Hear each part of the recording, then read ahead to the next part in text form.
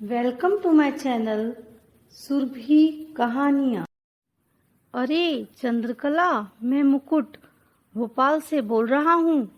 बहना, मेरे chief boss का लड़का कोटा में कोचिंग के लिए आ रहा है। तू उसके कोचिंग सेंटर के आसपास ही कोई महंगे रूम का प्री अरेंजमेंट करके रख। उसका नाम दिलीप है। दिलीप के मम्मी पापा आईएएस हैं। लड़का बड़े घर का है, इकलौता है। मैंने कोचिंग सेंटर के पास ही ठीक ठाक रूम ले लिया। दिलीप कोटा आ गया था। आंटी, यह तो बहुत छोटा कमरा है। 10,000 महीने के किराए का कमरा है। आंटी, मुझे पैसों की दिक्कत नहीं है। मैं उसको साथ लेकर पास ही रेजिडेंस में ले गई, जहाँ केवल 5 बड़े कमरे थे। इसमें सभी सुविधाएं थी। उसे यह पसंद आ गया। मैं 7 दिन बाद सवेरे 10 बजे उससे मिलने गई तो वह आराम से सो रहा था। मैंने उसे हल्का सा डांटा।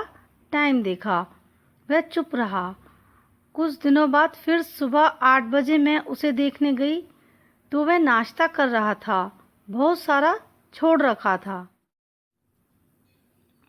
तुम नाश्ता खाना उतना ही मंगाओ जितनी भूख हो। तुम जानते हो, कईयों को तो खाने को ही नहीं मिलता। कोटा में मई जून की गर्मी तेज होती है। उसको ऐसे में साइकिल से कोचिंग जाना पड़ता था। वह घर आते ही एसी चलाकर सो जाता था। उसे जुकाम हो गया। एक दिन मेरे पास दिलीप की मम्मी का फ़ोन आया। उन्होंने कहा कि उसे कोचिंग सेंटर गर्मी में आना जाना पड़ता है, इसलिए मैं एक कार और ड्राइवर भेज रही हूँ। फिर वह गाड़ी में आने जाने लगा। टेस्ट में दिलीप के कम नंबर आए थे। दिलीप की मम्मी का फ़ोन फिर आया। आप उसकी कड़ी निगरानी व देखरेख करें। एक दिन गर्मी में उसे तेज़ लू लग गई। मैं उसको घर ले आई। पड़ोस के डॉक्टर को घर पर बुलाकर उसे ग्लूकोज की बोतलें चढ़ाईं। उसको बेटे जैसा ही रखा। वह भी अब कुछ कुछ हमसे मिक्स होने लगा। अब मैं सवेरे दिन शाम उसे संभालने के लिए जाने लगी।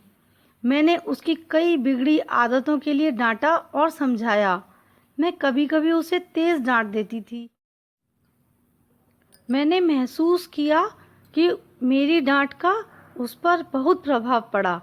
मैं उसकी वीकली परफॉर्मेंस कोचिंग सेंटर में पूछती थी। उसका नतीजा यह हुआ कि अब उसके टेस्ट में अच्छे नंबर आए थे। देखते देखते साल ख़त्म होने को था। उसका एग्ज़ाम सेंटर कोटा ही आया। उसके मम्मी पापा भी कोटा आए। दिलीप का एग्ज़ाम अच्छा हुआ। शाम को ही वे भोपाल निकल रहे थे। जाते समय सभी मेरे घर पर आए।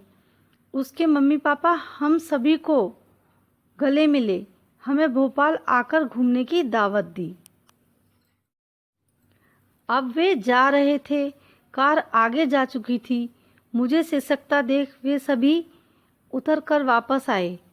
दिलीप की मम्मी ने रुमाल से मेरे आंसू पोंछे।